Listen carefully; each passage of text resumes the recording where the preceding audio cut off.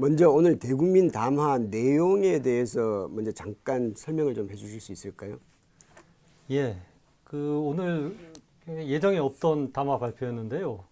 뭐 지금 이 상황에서 대통령이 담화를 발표한다면은 하야 자진 사퇴 담화가 아닐까라고 많은 사람들이 예상했었는데 역시 그 예상을 뛰어넘어 윤 대통령이 광란의 칼춤, 자신에 대한 탄핵 시도를 광란의 칼춤에 비유하는 굉장히 뜻밖의 담화를 발표했습니다. 핵심 내용을 요약하면 딱 이렇다고 볼 수가 있을 것 같습니다. 저를 탄핵하든 수사하든 당당히 맞서겠다. 저는 지난 2년 반 오로지 국민만 바라보면서 자유민주주의를 재건하기 위해 민주주의를 가장한 폭거와 맞서 싸워왔다. 우리의 자유민주주의를 지키는 길에 모두가 하나 되어주시길 간곡히 호소하며 마지막 순간까지 국민 여러분과 함께 싸우겠다. 그러니까 전혀 탄핵에 굴복하지 않고 끝까지 싸우겠다. 야당과 그리고 지난 12.3 내란을 국가 반란 행위로 보고 있는 다수의 국민들과 싸우겠다는 결연한 의지를 내비쳤습니다. 네. 저도 9시 25분쯤에 대통령 담화를 먼저 예고를 했을 때 지금 현 시점에서 대통령 담화는 즉각 하야 외에는 담화를 할 이유가 없다고 생각했습니다. 근데 한 가지 의아했던 것은 제가 지금까지 봐온 윤 대통령은 즉각 하야를 발표할 사람이 아닌데 과연 이 시기에서 저런 담화를 도대체 무슨 내용을 할까라는 약간의 의구심을 가졌지만 이런 식으로 할 줄은 미처 상상을 못했습니다. 윤 대통령은 늘 상상하는 것을 늘 뛰어넘는 방식으로 국민들을 깜짝깜짝 놀라게 해왔던 것 같습니다. 예. 근데 윤 대통령이 이 대국민 담화를 한 정치적 목적은 뭐라고 보십니까? 뭐 저는 그거는 딱 하나 분명하다고 봅니다. 그러니까 극우 진영의 결집을 촉구함으로써 앞으로 자신이 탄핵된 이후라도 자신을 구심점으로 해서 계속 싸워나가자. 그런 메시지를 전 사회 그리고 자신을 지지하는 한 15% 남짓한 국민한테 분명히 주고 또 그런 메시지를 통해서 지금 국민의힘도 내 뒤에 서라. 탄핵에 찬성하지 말고 그러니까 한동훈 대표를 따라가지 말고 내 뒤에 서서 끝까지 싸우자. 그게 너희들이 정치적으로 사는 길이다. 라는 메시지를 주는 거죠. 저도 물론 그렇게 생각합니다만은 이해가 안 되는 것이 이것이 과연 정치적으로 옳으냐 그르냐를 떠나서 대통령이 과연 이런 일을 할 수 있느냐 없느냐 그걸 떠나서 과연 이것이 정치적으로 얼마만큼의 실익이 있을 것인가라는 의문이 들었습니다. 이게 극우 진영이라고 해봤자 정말 그 아스팔트 극우라는 그 한 줌도 안 되는 세력을 들어 이제 자신을 지지하는 집회를 해달라는 요구인 셈인데 대통령의 지금 이 정도로 망상에 빠져 있네라는 그런 의문을 가졌습니다. 근데 어제 오늘 여론조사를 보면요. 여전히 윤 대통령의 국정 운영을 지지한다는 국민이 한 15% 정도 나오더라고요. 네. 나오고 있고 그리고 미국의 이제 트럼프 사례를 저는 윤 대통령이 봤다고 봅니다. 그러니까 트럼프 대통령이 4년 전에 2020년 대선을 패배한 다음에 그때 트럼프 대통령 지지자들이 의회에 난입하거든요. 폭동을 일으키는 거죠. 그때 그 앞에서 이제 트럼프 대통령이 선동 연설을 합니다. 그 선동 연설 내용을 보면 오늘 윤석열 대통령 연설하고 좀 비슷한데 그겁니다. 우리는 국민을 위한 정부를 수호하기 위해 끝까지 싸울 것입니다. 죽도록 싸웁시다. 여러분에게 만약 싸우지 않으면 여러분에게 더 이상 국가는 없습니다 하고 싸우라고 독려하거든요. 그렇게 해서 트럼프 지지자들의 의회 난입 사건으로 5명이 숨지고 트럼프 대통령도 기소가 되죠. 그때 트럼프 대통령의 정치 생명이 다 끝났다고 생각했거든요. 그렇죠. 근데 결국 15%, 20% 아주 소수의 극렬 지지자들 모아갖고 그걸 통해서 다시 부활해서 4년 뒤에는 공화당 대선 후보가 됐고 이번에 대통령이 됐거든요. 그래서 현재 그 당시에 4년 전에 트럼프 대통령에게 씌워졌던 국가전복 혐의라든가 내란 선동 혐의들이 다 기소가 철회돼 버렸어요. 완전히 트럼프는 부활한 거거든요. 아마 윤석열 대통령도 그런 걸 보면서 내가 지금 여기서 물러나지 않고 싸우면은 나중에 나도 트럼프처럼 부활할 수 있다. 그게 이제 망상으로 우리는 보겠는데 본인은 그렇게 생각을 안 하는 것 같아요. 예, 뭐 미국과 한국은 많이 다르다고 생각됩니다만은 그렇다면 이것은 지난 그 12월 3일 날 있었던 군을 동원한 내란에 이어서 이거는 일반 대중들을 향한 내란 선동을 촉구하는 행위로 또 하나의 내란 혐의가 더 씌워지는 건 아닙니까? 저는 그렇다고 봅니다. 그러니까 12월 3일 쿠데타가 군을 동원했던 친위 쿠데타였다면은 이제는 군은 동원하는 게 어려워졌으니까 진짜 총성 없는 그 우리 사회의 어떤 우익 세력들을 총결집시켜서 앞으로 몇 년이 될지 모르지만은 계속 싸워 나가겠다라는 정말 그 국가 분열을 그렇게 획책함으로써 자신의 정치적 활로를 찾는 최악의 길로 가고 있고 그래서 걱정입니다. 이 후유증이 사실 쿠데타야 뭐 탄핵하고 그다음 대통령 구속되고 그러면은 끝날 줄 알았는데 이렇게 윤 대통령이 싸우겠다고 나오면은 벌써 그 국민의힘은 친윤 세력들이 결집하고 있거든요. 그럼 우리 사회의 어떤 이른바 극우 세력들이 결집을 하면 그 숫자가 그래도 어느 정도 되니까 앞으로 계속 이런 그 갈등과 분열, 충돌이 나타날 수 있을 것 같아갖고 참 진짜 걱정스럽습니다. 일각에서는 오늘 대국민 담화 직후에 일종의 법정 투쟁을 준비하는 것이 아니냐, 자신의 법적인 법리적인 논리적 한 목적성을 입증하기 위한 하나의 방법, 수단 아니냐. 그래서 계엄 선포는 대통령의 통치행위이고 그래서 따라서 이것은 합법이고 나는 이것이 온전한 대통령의 행위로 인식하고 이것을 했으므로 나는 무죄다라는 이런 법리를 완성시키기 위한 하나의 근거로서 이걸 또 활용하려는 것 아니냐라는 주장도 있었는데 지금 보면 정치적 목적과 법리적 법정 투쟁을 위한 목적 중에서 법적 투쟁보다 오로지 그 정치적 목적의 무게중심이 거의 주어졌다고 볼 수 있는 건가요? 양쪽이 다 이렇게 양쪽을 다 보는 거 아닌가 싶어요. 지금 계속 강조하고 있는 게 나는 그 불법적인 행동을 하지 않았다. 대통령의 통치 행위라는 바운더리 안에서 했을 뿐이고 국회가 그 계엄령 해제를 요구하니까 곧바로 해제했다라고 얘기를 하는데 사실 그것도 사실이 아니죠. 네. 그러니까 보면은 그 이런 표현이 나오거든요. 그 군이 선관위에 들어가서 전산 시스템을 장악하려고 한 거를 저는 이번에 국방장관에게 선관위 전산 시스템을 점검하도록 지시했습니다. 아니 군병력이 총을 들고 선관위에 들어갔는데 그게 그 단순히 전산 시스템 점검은 아닌 거죠. 그런 식으로 그렇죠. 이렇게 자신 사실을 호도하고 있고 또 그리고 그 국회에 대해서도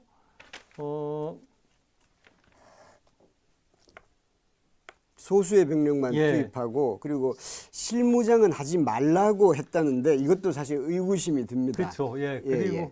그리고 어쨌든 그 질서 유지에 필요한 그런 소수의 병력만 투입했고 또 국회에 계엄 해제 의결이 있으니까 바로 병력을 철수시켰다 하는데 이미 그 특전사령관과 수방사령관의 증언에서 국회 그 저기 본회의장이 아직 그 의결 정족수가 안 되니까 빨리 들어가서 다 끌어내라라는 지시를 했다는 증언이 나왔거든요. 그렇죠. 그 얘기는 국회를 물리적으로 예. 사실은 그 해산시키려 했다라는 명백한 증거인데 그런 사실도 부인하고 있는 거죠. 이건 자기 자신을 지지하는 지지층에 대한 선전인 동시에 앞으로 이제 헌재에서 탄핵, 심판 다툴 때 그 법리적인 그런 근거를 활용하기 위해서 지금 말을 이렇게 굉장히 바꿔서 하고 있는 것으로 보입니다.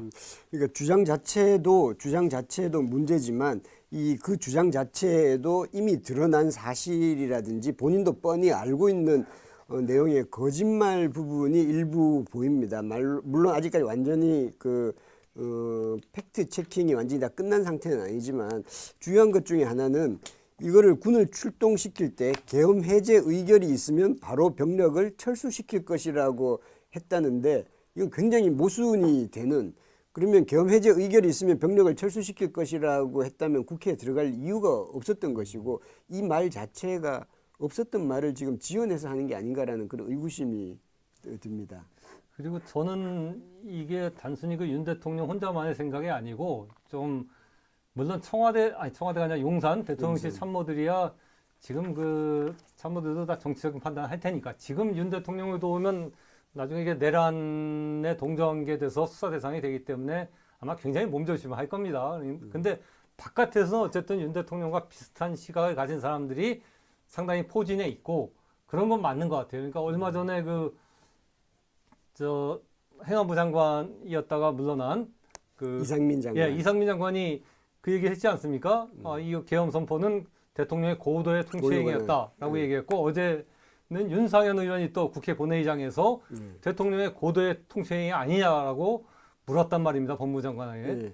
근데 이 대통령은 고도의 통치행위라는 이 어떤 자기 방어막 이게 어디서 나왔냐고 하면은 1997년에 대법이 12.12, 1980년에 12.12와 5.17 쿠데타를 했던 전두환 노태우 신공부에게 이제 중형을 내릴 때 그때 이제 이런 표현을 쓰는 부분이 조금 나옵니다.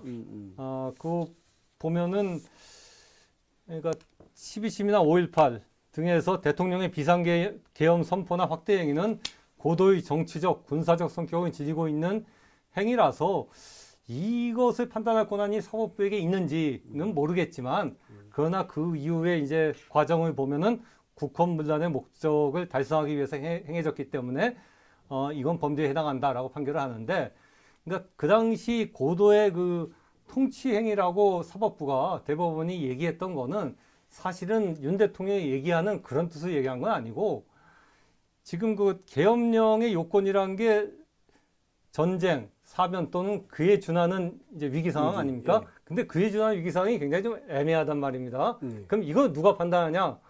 결국 이 판단을 할 수 있는 최종 주체는 국민이다. 국민이 용인하고 지금 저 위기 상황이니까 계엄령 선포해야 된다고 다수의 국민들이 인정하고 승인하면은 그거는 이제 고도의 총체가 될 수 있는 건데 그거를 사법부가 판정하는 건 좀 옳지 않다라는 뜻. 주권재민의 그런 목적에서 사법부가 당시에 이제 그런 판결문을 썼던 것으로 보이는데 오히려 거기서 딱 그 부분만 떼어내갖고 윤 대통령은 고도의 통치행위란 것만 강조하고 있는데 지금 국민 다수는 그 12.3 계엄 선포를 고도의 통치행위로 보지 않지 않습니까? 내란으로 보고 있는 거고 또 그리고 입법부, 국회에서도 다수가 그것은 내란 혐의고 반란 행위다라고 얘기하고 있기 때문에 사실 윤 대통령의 얘기는 굉장히 견강부회에서 사법부의 판결을 해석하고 있는 거죠. 그런데 말입니다. 이게 지난 3일 날 새벽에 이제 계엄 해제 담화를 발표하고 그리고 나서 7일 날 그러니까 지난주 토요일 날 국회에서 대통령 탄핵안 표결이 있기 직전인 그날 오전 10시쯤에 우리 당의 모든 것을 위임하고 이선으로 후퇴한다라는 대국민 담화를 발표했단 말입니다. 그때는 확연히 이렇게 이제 뒤로 물러서는 그런 그 약한 모습을 보이면서 이제 자연스러운 퇴진을 염두에 뒀던 것 같은데 그 이후에 요 한 6일 정도의 시기에 뭐 여러 가지 많은 일이 있긴 있었습니다. 그 사이에서 어떤 변화가 있었길래 지금 완전히 태도를 돌변해서 이제 반격에 나서는 모양을 보이고 있습니다. 그 사이에 어떤 신경의 변화가 있었다고 보시는 겁니까? 저는 개인적으로 추측하기에는 심경의 변화가 있었던 게 아니고 윤 대통령의 심경은 처음부터 끝까지 다 그렇죠. 일관됐고 네. 다만 언론과 주변에서 그를 해석을 잘못했던 거 아닌가 하는 생각이 들어요. 그러니까 그 아까 얘기하신 대로 11월 5일 오전에 뭐 나의 뭐 거취를 포함해서 7일, 모든 거를 12월 7일 네. 오전에 그 나의 거취를 포함해서 모든 거를 우리 당 결정에 따르겠다, 위임하겠다 그랬는데 그때 우리 당이라는 표현도 이미 썼거든요. 네. 사실은 정상적이라면 국회에 위임한다고 하거나 그렇죠. 국민의 뜻에 따르겠다고 해야 할 텐데 네. 굳이 우리 당이라는 표현을 썼단 말입니다. 이거는 어쨌든 그 국민의힘 의원들한테 이번 탄핵 표결에서 부결시켜달라, 나를 좀 보호해달라라는 메시지를 주기 위해서 그런 거였지 거기서 대통령이 물러날 생각을 했던 건 아닌 것 같아요. 저도 그런 것 같습니다. 예. 그러니까 그 뒤에 그 직후에 뭐 여러 신문 보도 나오면 그 한동훈 대표의 질서 있는 퇴진론에 대해서 질서 있게 퇴진하니 차라리 탄핵되겠다고 윤 대통령이 얘기했다는 보도도 있었지 않습니까? 네. 그런 것을 보면은 한동훈 대표 쪽이나 아니면 언론에서 약간 너무 대통령의 워딩을 선의로 해석했던 게 아닌가. 사실 윤 대통령은 전혀 그런 생각이 없었는데 오늘 그 담화만 보더라도 윤 대통령은 진짜 확신범이고 굉장히 그 나르시시즘에 빠진 그런 사람이다라는 그러니까 좀 정신적으로 정상적인 판단과 균형 의식을 갖고 있지 못하다라는 굉장히 불안감이 듭니다. 예. 조금 전에도 그런 말씀해 주셨는데 지금 현재 이 논의를 대통령의 이제 통치행위다라는 이 논의가 이제 친윤계에서 나오는 말과 거의 일맥상통하는데 예. 이 논의 오늘 담화문을 발표하기 전에 친윤계 또는 이른바 그 대통령 주변에 있는 친위 세력들과 상의를 했을 걸로 보십니까? 저는 뭐 친윤계 국회의원들하고 직접 통화하고 그랬을지는 왜냐하면 이제 다 수사가 지금 들어가는 상황이기 때문에 사실 통화하는 것 자체가 이제는 그 공범이 될 수 있는 거 아닙니까? 그러니까 과연 그런 게 있었는지 모르겠지만 적어도 그 외부의 윤 대통령과 비슷한 생각을 가진 사람들 그러니까 야당이 북한과 연계돼 있고 그리고 2020년 총선, 2024년 총선은 부정선거였다. 그러니까 야당이 기획을 하고 더불어민주당이 기획을 하고 그리고 수치 데이터 조작을 통해 갖고 중앙선관위가 그걸 실행을 하고 그리고 국민의힘의 낙선자들이 거기에 대해서 소송을 제기하면 대법원이 기각시키는 걸로 삼자가 쫙 그 일목요연하게 팀을 짜갖고서 부정선거를 자행했다라고 생각하는 거는 윤 대통령뿐만 아니라 바깥의 극우 세력들 유튜버들이라든가 상당히 좀 광범위하게 좀 퍼져 있는 그런 음모론이거든요.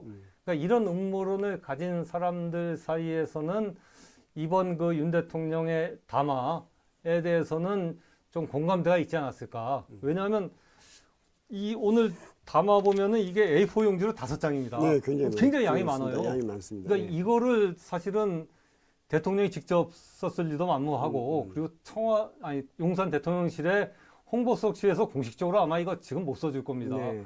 그러나 바깥에서 그런 비슷한 생각을 가진 사람들이 이런 담화, 굉장히 긴 담화를 쓰는데 도움을 줬을 가능성이 있다.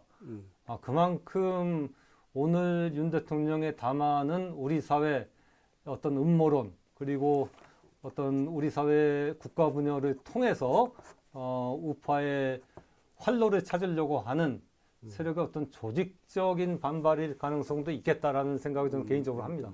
그런데 이제 조금 전에 이제 우리 사회의 한 15% 정도 되는 세력이 윤 대통령을 지지하고 이 담화 내용에도 이제 찬성하는 세력이 있을지 모르겠으나 이 전반적인 우리나라 전체 여론에 미치는 효과는 어떻게 되리라고 보십니까? 이 대국민 담화 내용이.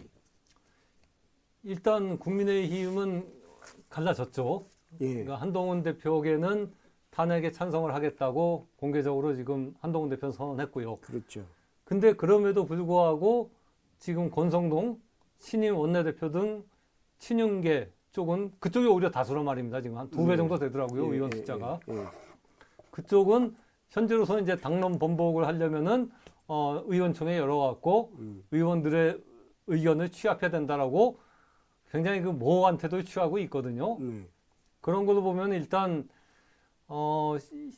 이번 토요일 날 국회 탄핵 표결에서 그렇죠. 제 생각에는 한동훈계의 이탈로 탄핵안은 가결이 될 것 같아요. 가결될 게 거의 확실한데 문제는 가결된 이후에 어쨌든 국민의힘의 다수 의원들 친윤계는 부결표를 던졌으니까 부결표 던진 다음에 아마 이제 친윤 의원들은 그렇게 얘기할 겁니다. 한동훈은 넌 왜 당론 따르지 않고 가결표 던졌냐 배신자 아니냐라는 식으로 한동훈과 친한계를 고립시키고 쫓아내려는 쪽으로 그러니까 다수 국민의 뜻을 따르기보다는 국민의힘 내에서 오히려 친한계 탄핵에 찬성한 친한계를 쫓아내버리는 쪽으로 당내 내분이 좀 격화될 가능성이 높다. 그리고 그런 것들이 보수 지지층 내에서는 이른바 대통령과 그리고 국민의힘의 강경파들 지지하는 그런 그룹들을 뭉치게 하는 요소로 작용할 수가 있을 것 같아요.